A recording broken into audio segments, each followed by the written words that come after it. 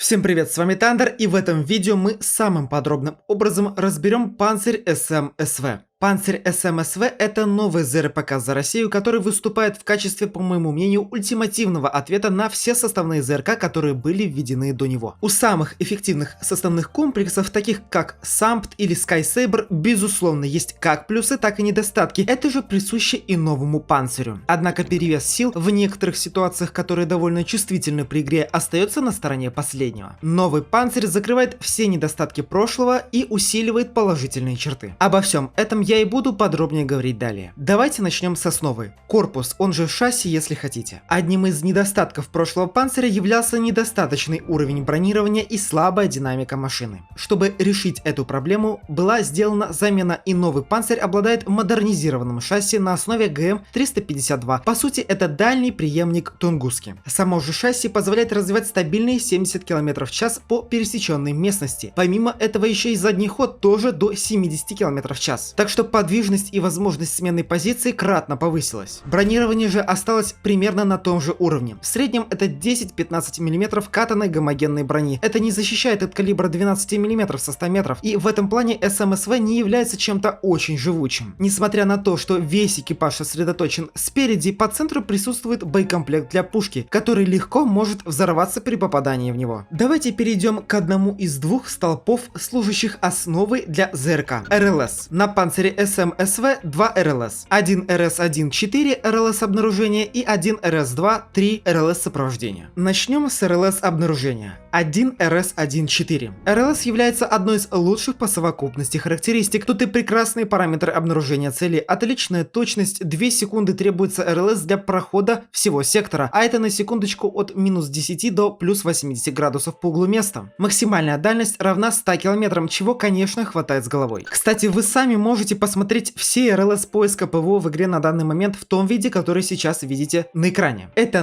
мой с другом сайт vtradar.ru, и он уже открылся. Ссылка в описании и закрепленном комментарии. Можно посмотреть зоны поражения всех ЗУРов в игре, разбивку на сектора сканирования и многие другие параметры радаров в игре, а также визуально увидеть сектора сканирования у самолетов с фар в режиме СНП. Заходите, изучайте и узнавайте новое. Все бесплатно и все для вас. Так вот, возвращаясь к СМ-СВ и его РЛС поиска, можно смело говорить, что это одна из лучших РЛС поиска в игре. Теперь давайте посмотрим на РЛС захвата. 1 РС-2 3. Ну что же, ситуация не сказать, чтобы отличная от РЛС сопровождения Панцирь С1. Дальность захвата 54 км, одновременно может показывать 8 целей, при этом может наводить только 4 ракеты по РК-каналу. Углы хорошие, 90 на 60. Однако, по крайней мере, в данный момент мгновенно подхватить цель не выйдет. Да, первичный подхват есть, но вам нужно подождать около секунды, чтобы РЛС прошел несколько раз лучом зону и векторизировал, то есть определил перемещение у целей. До этого момента вы будете просто видеть статичный квадрат. К тому же, к сожалению, захват не лишен прошлых минусов. Часто перескакивает на другие цели, при этом разница в угле между целями может быть огромной, из-за чего вашу камеру может мотать из стороны в сторону. Да и с целями, которые летят низко у земли, иногда возникают странные проблемы. Словно РЛС не подхватывает их, хотя показывает. Кстати, давайте я повторю для тех, кто не знал или забыл. Панцирь СМ-СВ способен вести 4 цели одновременно, то есть 4 ракеты по РК-каналу. Для этого, после того, как вы захватите одну цель и запустите по ней ракету, нужно нажать «Смена цели». Вы перейдете к следующей цели, а автоматика продолжит наводить ракету на прошлую цель. Конечно, если на нее есть подсвет от РЛС захвата. Тем не менее, если знать все возможные подводные камни, можно смело говорить, что РЛС как захвата, так и сопровождения весьма хороши, но и минусы и лазейки тоже есть. А теперь давайте перейдем к самому главному – вооружению. Новый Панцирь СМ-СВ встречает нас 2 новыми ракетами, и можно сказать, обе из них узкоспециализированные. Хотя, конечно, в боекомплекте есть и старый добрый ЗУР С1, именно он будет доступен в стоке. Начнем с ракеты ближнего радиуса действия ТКБ-1055. Данных ракет можно взять 48 штук, 4 за место одной большой. Особенностью этой ракеты является в первую очередь, конечно, ее количество. Все-таки 48, или даже если брать половину, 24 штуки, это весьма недорого, и по количеству ракет Панцирь СМ-СВ несомненно в данный момент занимает первенство. Однако ТКБ — это, как я и говорил, очень специализированная ракета, которая была разработана для борьбы с дронами, но в игре же она также идеально подходит для перехвата боеприпасов. К сожалению, за количество приходится платить. ТКБ летит всего 7 км с пиковой скоростью при хороших условиях в 820 метров в секунду, что, будем честны, немного, да и перехват перегрузка у ракеты средняя 40G, так что в игре эта ракета хорошо подходит для перехвата бомб, ракет, дронов и, возможно, даже вертолетов, но вот против самолетов показывает себя не очень. Но для самолетов у нас есть другое вооружение, и оно весьма сильное, на первый взгляд. 95Я6М это новая дальнобойная до 40 километров, ужасно быстрая, до 1700 метров в секунду ракета, предназначена для уничтожения самолетов и вертолетов в первую очередь. Хотя, конечно, никто не запрещает вам стрелять ею куда и во что угодно. Данный боеприпас обладает двумя особенностями. Во-первых, это тип боевой части. В отличие от стандартного варианта, где поражение цели происходит за счет взрыва и осколков, разлетающихся по большей части хаотично, в 95Я6М шарапнельная боевая часть. Это значит, что взрывчатки в ней очень мало, около 800 грамм, но при этом огромное количество поражающих элементов, которые вылетают по большей части по вектору движения ракеты в момент взрыва. При этом важно отметить, что данная ракета не имеет радиовзрывателя, вместо него тут переключаемый, контактный или по радиоканалу от РЛС. То есть вы по сути обязаны или попасть прямо в цель, или же сопровождать с помощью РЛС ракету до ее подрыва. Тут всплывает еще один минус. Шарапнельная боевая часть в некоторых ситуациях может попросту не нанести урон из-за того, что все осколки пройдут мимо. Например, если подрыв позади цели. Тем не менее, эта ракета очень хороша, из-за своей феноменальной скорости вы можете посмотреть на график и увидеть, насколько быстрее она поражает цель на высоте 1 км со скоростью 1 мах, если делать пуск с 20 км. Кстати, 95Я6М может применяться по танкам. Из-за ее БЧ она обладает бронепробитием равным 300 мм на расстоянии 1,5 км. Логика схожа с Лосатом. Чем больше расстояние, тем больше пробитие, и так пока не дойдет до максимального значения. Будем считать, что это 300 мм, хотя скорее всего это около 400. Ведь если на 1,5 км, когда ракета еще не набрала максимальную скорость, у нее 300 мм, то на 2, когда ракета и выходит на максимальную скорость, должно быть больше. Хотя, признаюсь, применять данные ракеты почти не выходило, возможности попросту нет. Давайте перейдем к тому, как применяется панцирь в бою. По факту от игрока на панцире требуется больше силы понимания, чем от игрока на составном ЗРК, в том плане, что в текущий момент все-таки справляться с натиском от воздушной техники бывает весьма непросто, и прокликать кнопку пуска не выйдет. В первую очередь нужно помнить, какие самолеты появлялись в бою у врага и какие из них не были сбиты. Нужно внимательно смотреть на РЛС и даже слушать игру, тоже важно. Конечно, если мы говорим об отражении простой атаки, например, вертолетного спама ракетами пустил-забыл, то тут ничего сложного не будет. Однако, когда целей и угроз много, решающим фактором будет способность быстро расставлять приоритеты. Для перехвата боеприпасов я рекомендую использовать 24 ТКБ 1055 в режиме автоматической наводки. Для уничтожения самолетов и вертолетов я рекомендую использовать 95Я6М в трехточечном режиме, корректируя положение ракеты вручную для наилучшего результата. Не забывайте, что ракета должна пройти как можно ближе к цели. Для близких целей, кстати, иногда приходится использовать ТКБ, так как у них меньше скорость, но хорошая перегрузка. За счет этого можно попробовать сбить самолет на небольшой дистанции, летящий не слишком быстро, где у ракеты 95Я6М просто банально не хватит перегрузки. Панцирь СМ-СВ по факту является одной из лучших ЗРК в игре на данный момент, и хотя разрыв намного меньше, чем когда был при вводе Панцирь С1, тенденция такая же. Не могу сказать, что Панцирь СМ-СВ это имба. Скорее, это очень сложная цель для многих игроков и действительно прекрасная техника, которую все же надо уметь управлять, как и любой другой. Перехватывайте боеприпасы, помогайте союзникам и защищайте небо. Всем спасибо за просмотр и увидимся в следующем ролике.